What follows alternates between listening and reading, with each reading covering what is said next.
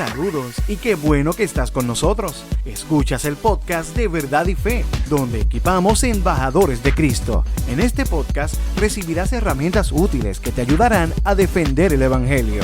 Para más información, búscanos en las redes sociales como Verdad y Fe o en verdadyfe.com. Saludos y bienvenidos a este nuevo episodio de Verdad y Fe. Mi nombre es Rick Lipset.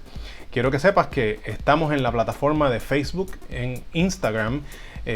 Nos puedes encontrar allí como videos que puedes compartir con tus seres queridos, ¿verdad? Con las personas con quien tienes estas conversaciones acerca de apologética cristiana o personas que necesitan escucharlo.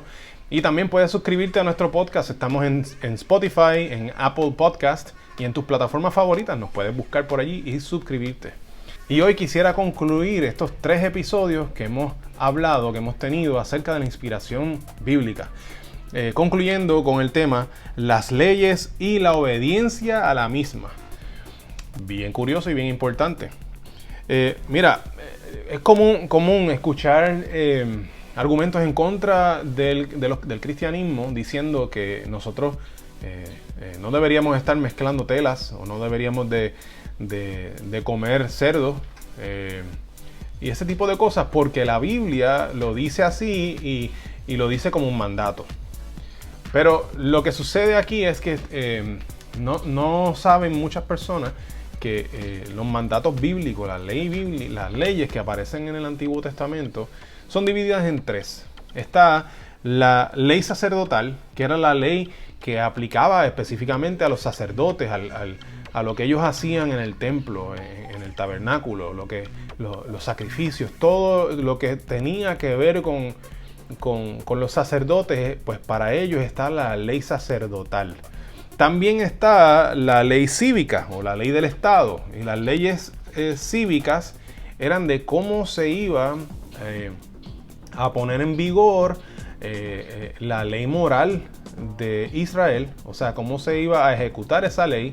Eso significa los premios o castigos que se ponían para la ley, para cumplir con la ley.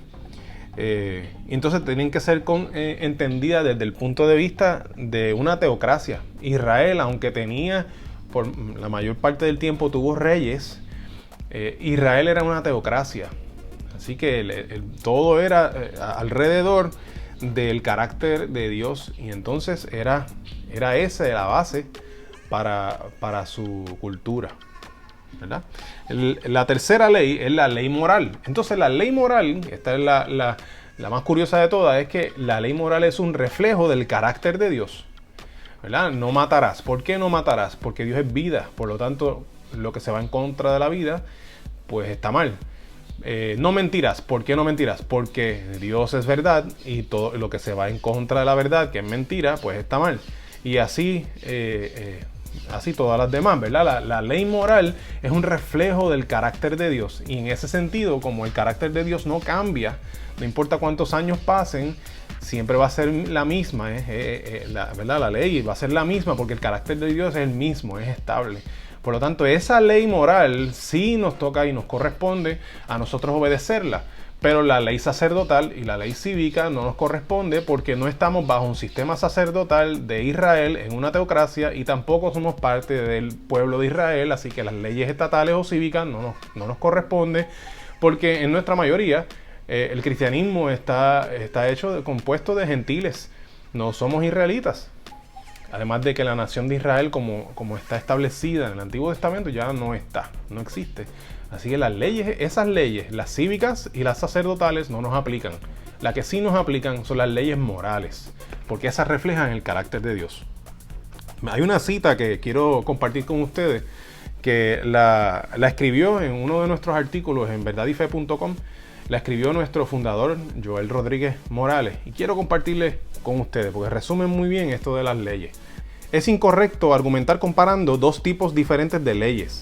Probablemente has escuchado algo como: si ignoramos que la Biblia dice que no nos podemos afeitar, ¿por qué no podemos ignorar lo que dice en contra de la homosexualidad? La razón es sencilla. Las leyes cívicas que tienen que ver con afeitarse no nos aplican. Las leyes morales, como las que prohíben la práctica de la homosexualidad, sí aplican. No podemos confundir los diferentes tipos de leyes. Desafortunadamente, esto es una práctica intelectualmente deshonesta y una violación al contexto y significado de lo escrito en la palabra.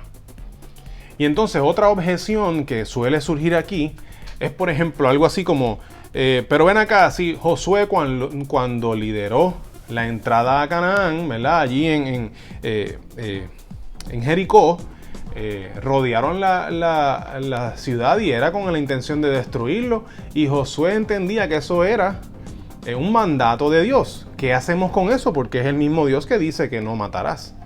Bien curioso, porque el mandato es no asesinarás, pero eso, mira, no es no matarás, es no asesinarás, pero eso sería otro tema para otro episodio. La diferencia es importante. Pero entonces, 3 puntos que podemos sacar de cuando esto sucede en la palabra, de cuando Dios ordena a que vayan y tomen una tierra y pues a que mate, ¿verdad? ¿Qué podemos decir de esto? Primero, que fue un mandato de Dios. La moralidad es jerárquica. Hay una jerarquía en la moralidad. Y por encima de toda la moralidad, lo que va es obedecer a Dios. Obedecer a Dios va por encima de todas las otras leyes morales que podrían haber.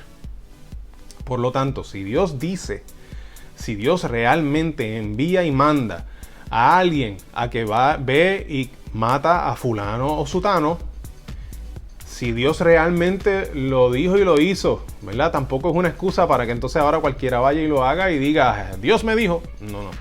Tiene que haber razones y evidencias al respecto, ¿verdad? Como en el caso de Josué. Dios mandó hacer algo. Lo que le correspondía a Josué y al pueblo era obedecer.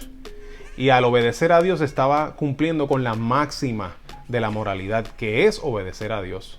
Ese es el primer punto que quisiera tocar. Dios le extendió misericordia a este pueblo por muchos tiempos. En todo el tiempo en donde Israel estaba siendo esclavizado en Egipto, estos pueblos que después Israel fue y conquistó estaban siendo muy inmorales, y Dios les estaba extendiendo misericordia para que se arrepintieran de sus caminos, pero no fue así. Por lo tanto, dice la Biblia que su pueblo fue allí a ejecutar la justicia de Dios. Vamos a hablar de Jericó. Jericó era una ciudad militar. Por lo tanto, lo que estaba allí eran soldados. Los que estaban muriendo a manos de los israelitas eran soldados. Si habían familias, eran muy pocas, y eran familias que estaban viviendo con sus parientes o demás que fuesen soldados, pero en su mayoría era un military target, como dirían en inglés, ¿verdad? Era un objetivo militar el que se estaba atacando allí. Segundo punto es que desde el punto de vista de Dios, esto es bien importante también, a veces se nos olvida, desde el punto de vista de Dios, la muerte física no es el final de la persona. Como Jesús enseñó, ¿verdad? Jesús enseña en Mateo 10:28 sobre la inmortalidad del alma.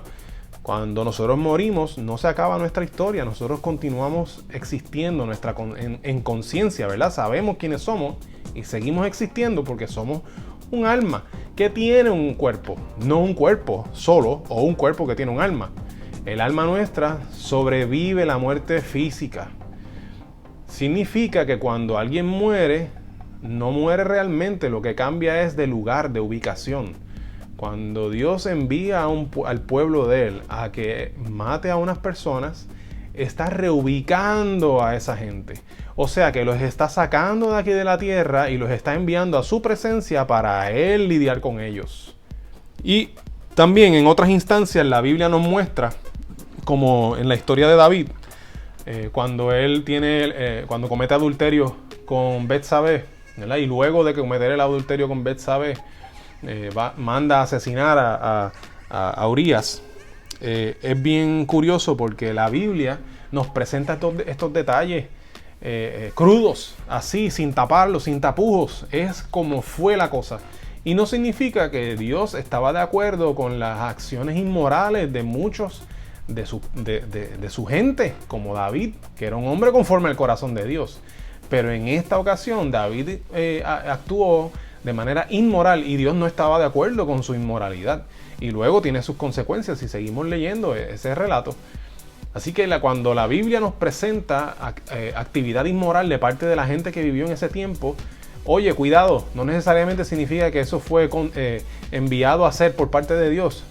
También la Biblia nos muestra la condición humana pecaminosa, de que nosotros somos inmorales en muchos sentidos, en muchos momentos. Si sucede algo malo en las Escrituras, no necesariamente es porque Dios lo mandó a que sucediera, sino que fue el pecado en el corazón del ser humano que lo ejecuta así. Por lo tanto, no podríamos culpar a Dios de que se esté violando su ley como si fuese culpa de él. Fue la persona en su libertad cometió ese pecado. Así que esos 3 puntos, ¿verdad? Primero, la obediencia a Dios va por encima de cualquier mandato moral.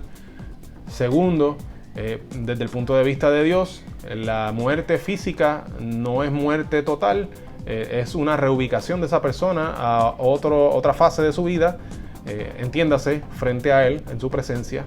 Y entonces el tercer punto es que en instancias donde la Biblia nos muestra inmoralidad de parte de los personajes bíblicos históricos, no significa que Dios estaba de acuerdo con lo que estaban haciendo. Significa que la Biblia es confiable incluso en eso, porque no nos tapa nada, no nos tapa los hechos, nos muestra las cosas como son. Y eso es una razón adicional para confiar en que lo que está ahí es verdad.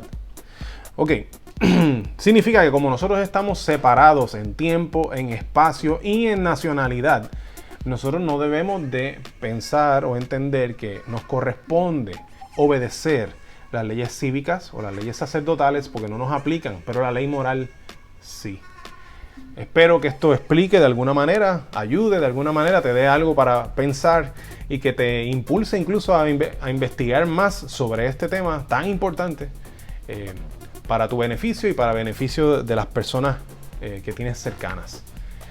Me despido por ahora. Mi nombre es Rick Lipset. Puedes enviarnos tus preguntas a preguntas@verdadyfe.com y nos consigues en nuestra página de internet verdadyfe.com. Dios te bendiga. ¿Qué te pareció el tema de hoy? Déjanos tu comentario o pregunta en nuestra página de Facebook Verdad y Fe.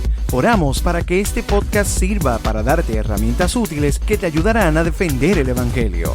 Para más información, búscanos en las redes sociales como Verdad y Fe o en verdadyfe.com. Gracias por estar con nosotros.